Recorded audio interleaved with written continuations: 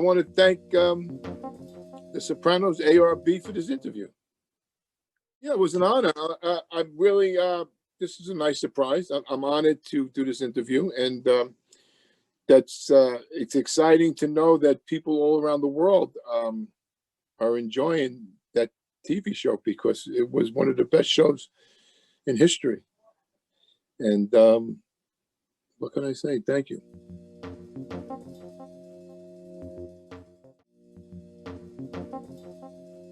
I started acting way back in 1989.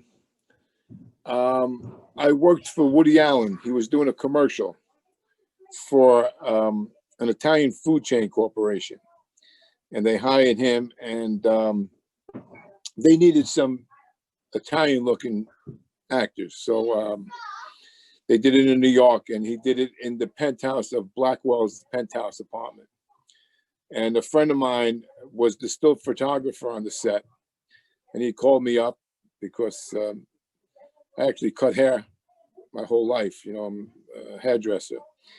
And Brian Hamill was the still photographer on the set, and he called me up and said, "Hey, Tony," he said, "you know, I always know you want to get into acting." He said, "You know, we're doing a commercial. Would you like to come down and be in this commercial?" I said, "Sure." So I went down, had a great day. It was a non-union thing, and it was fine. I had a lot of fun. And then after that, they started calling me for other stuff, and it just snowballed. Then I did another Woody Allen movie I was in called Husbands and Wives. And that kind of started the ball rolling. And then from that, I started getting auditions for this and auditions for that. I worked with Wesley Snipes. I worked with Robert De Niro. I worked with Al Pacino, Billy Crystal. I did Law and Orders. I did Special Victims Unit. I worked in films like Kiss Me Guido was an independent film I did, and some other. I did a lot of films. So that's how I started. You know, so it's one thing after another. And then I got the audition. Then I did Analyze This and Donnie Brasco, and then I got the audition for Sopranos. And David Chase actually auditioned me. And at the time, I had a ponytail, long ponytail. So when we auditioned, he's the one that strangled me, and we did the scene. And so he says, "Would you cut your hair off?" I says, "Of course I'd cut my hair off." And then that was that. And I became Fred Peters. Yep, Febby Patchouli.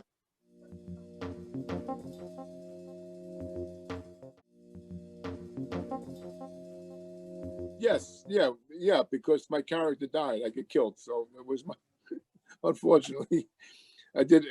I appear in 2 episodes. I appear in a flashback and the episode the episode that I was in won the Emmy. It was the all-time favorite episode. And David Chase got an Emmy for that on TV. And when he collected his Emmy, he actually thanked me on TV. He said, "I want to thank my actors, James Gandolfini, Edie Falco, Mike Imperioli, and Tony Ray Rossi." And my son come running down. He says, "Dad, a guy just thanked you on TV." I said, "Oh my gosh." So I went back, I reversed it, I taped it, and I have that on my reel now. Yeah, so David Chase thanked me on that. That was the all-time favorite episode, won the Emmy. And it changed TV forever. You know, 50 years of television. You know, the character, Tony Soprano, was loved by everyone. And he was the bad guy. I mean, he's killing people, you know. And when he killed me, I mean, they loved it. I mean, they showed the real guy, and from that it just took off, and everybody loved that show. Matter of fact, when we were doing it, when I first auditioned for it, they said, "We have an audition for you. You're going to go audition for the show called Sopranos." So Soprano, you think it's a singer, right? You think something like that. I didn't know what it was. And then I found out it was a great TV, one of the greatest shows ever.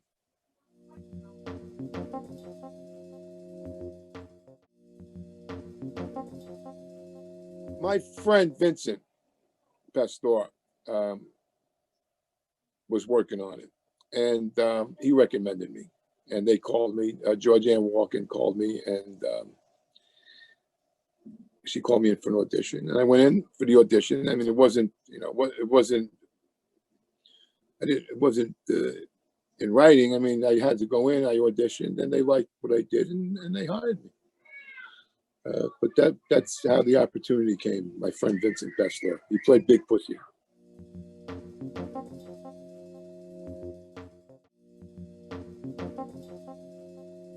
Oh yeah, I would love to do bigger roles.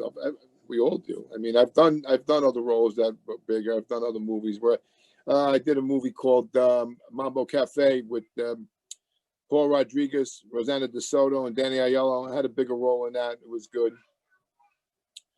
I worked in I've done other roles. Yeah, I would like to do big roles. Sure, I'd like to be a leading man one day. Why not?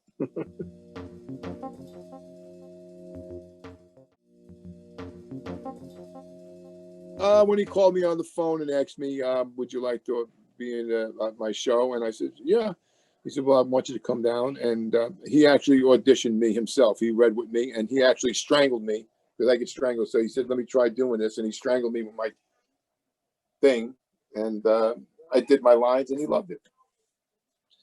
And I also said to him, I says, after I finished shooting that episode, I says, can you bring me back in another episode? He says, Tony, you're dead. I said, yeah, but, you know, make me like a twin brother. He says, no, you're dead. You died. I said, all right.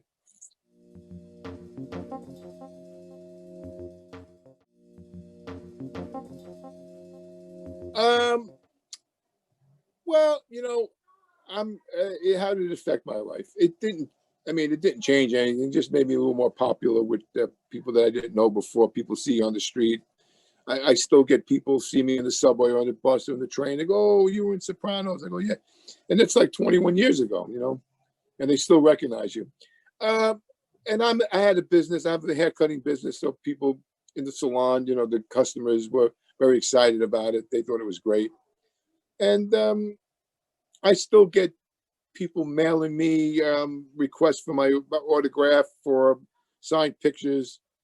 And I don't know how they find me, but they find you. I guess today, the internet, I mean, you find anybody you want. Look, you found me, right? So it changes your life. But, I mean, it doesn't change it. You know, it's not like devastating change. It's a good thing. You know, people like shows. You know, they love that stuff.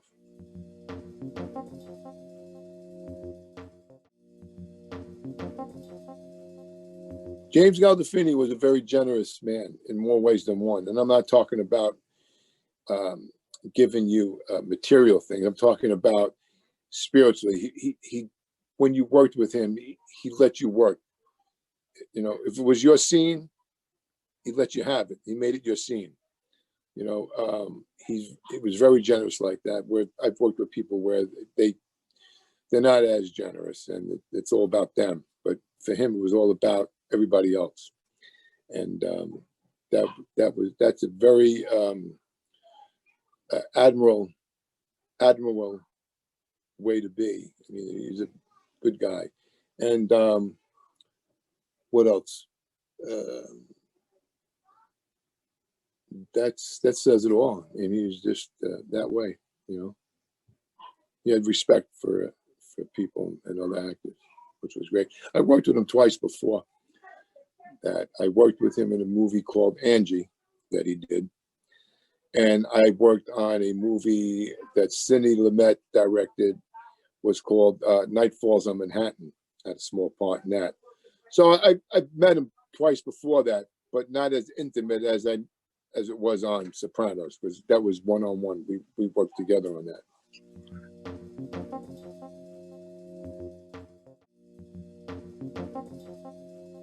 My scene was the best scene. There was a lot of funny stuff. I don't know. When they were in the Pine Barrens, I thought that was fun. I don't know. When Tony Soprano with the ducks, that was a nice scene. You know, there's a lot of touching scenes in there. I thought it was all good. I can't really say which was my favorite. And they were all good. You know, every scene has something nice to do, you know, to think about.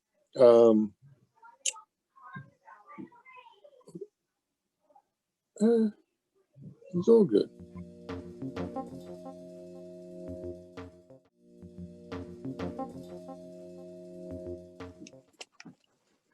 This is still the case that this was my case on the set, and they would give me these every day, and the prop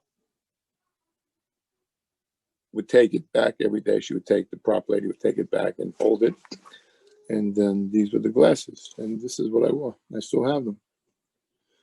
Okay, I'm going to put them up for auction. Anybody wants to buy them? Worth a lot of money.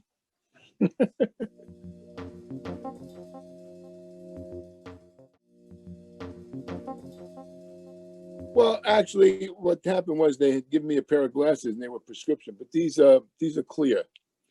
These are no prescription, and they're non-glare. They're made for filming, so you don't. If you look into a light, you see if I look up to the light, they don't glare. They don't get so they're non-glare.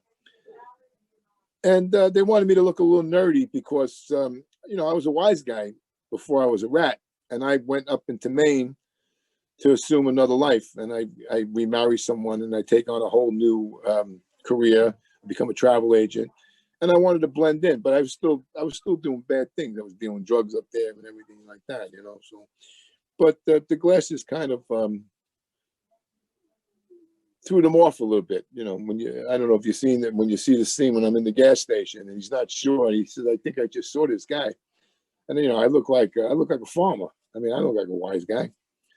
So the only thing that actually reassured him that it was me was when he found my office and he saw that head, and I used to make sculpt, and I had the head of Reagan, but I couldn't do lips good.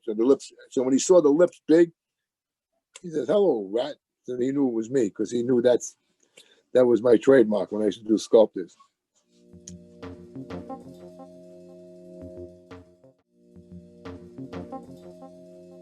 Yeah, I told you, he's very generous in more ways than one. And he was very generous with a lot of people that he worked with. He gave them all kinds of gifts. I didn't work that long enough, you know, to really become. I mean, I was close to him. I used to see him around town because I would ride my motorcycle through Manhattan. He would be coming out in his car. He saw me. He said, "Hey, you ride in?" Stuff like that. But anybody that worked with him, he was very generous. He gave beautiful gifts and watches and stuff like that. But he was also generous with his heart. So when you worked with him, he didn't hog the scene. If you were doing a scene with him, and he would let you do your scene. He would never step on your lines. He, like I said, made you very comfortable. Very, very comfortable.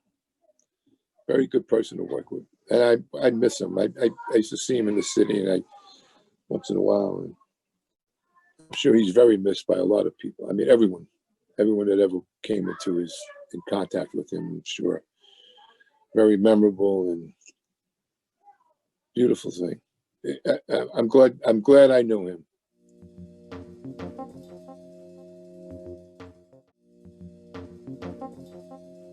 The college episode was a turning point for TV. I mean, it was something that was never done before, where you actually see the lead man, you know, strangling somebody like that, you know, and a ruthless killer.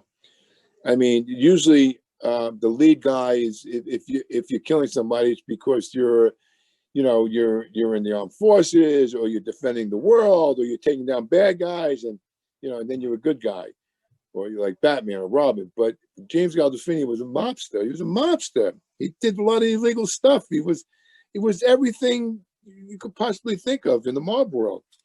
And then you see him actually kill a guy with his bare hands, and everybody loved him. That was their hero. So Sopranos was the college episode was the turning point for television. I mean, they've even done things on that with 50 years of television. That was the most memorable moment of television. It was number 35 in TV Guide. There was 50 moments of television. I was 35. 36 was President Clinton playing the sax on the Arsenio Hall show. So I beat President Clinton.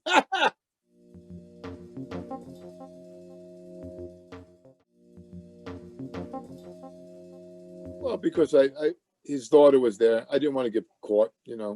I'm a drug dealer up in Maine now, and there were people going in the room there. I didn't want to get identified and bring attention. So I thought I'd catch it. I thought I'd get him another time. And then he was with his daughter.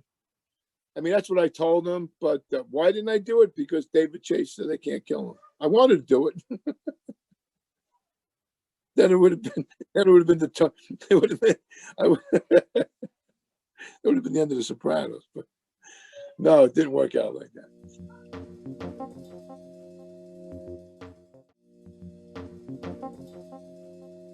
Because I ratted everybody out. That's why I went to the witness protection program. I turned state's evidence. I guess I got busted for something. I didn't want to go to jail. So in return, what I did was I turned state evidence on all these wise guys. I ratted them out, put them in jail for my freedom. And they put me into the witness protection program, and I assumed a new life and a new name. And that was it.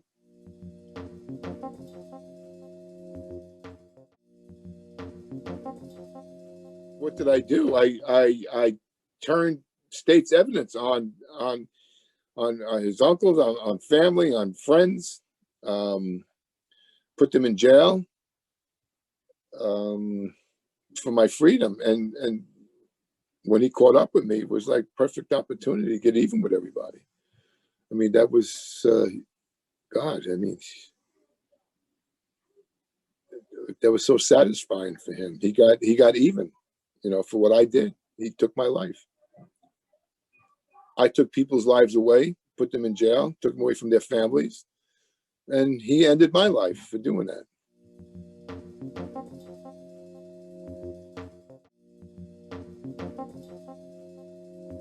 I mean, I remember being on set, and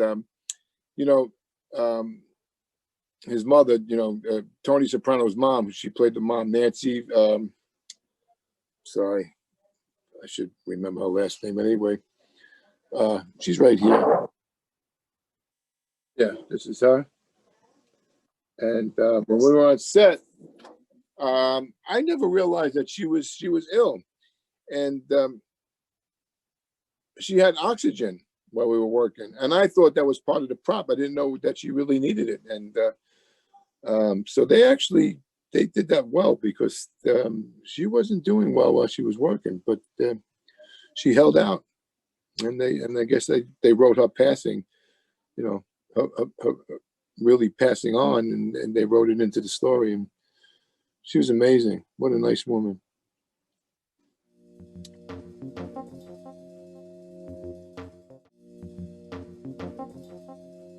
Uncle Junior, I used to study with him. We used to have a workshop, a class. Dominic Genesi, wonderful man, very, very beautiful man. And I've studied with him. We had a workshop together with Vincent Pastore and myself, and I really enjoyed that. And so working with him on that was another memory that just you take away with you. You can never, erase it. It was a beautiful thing.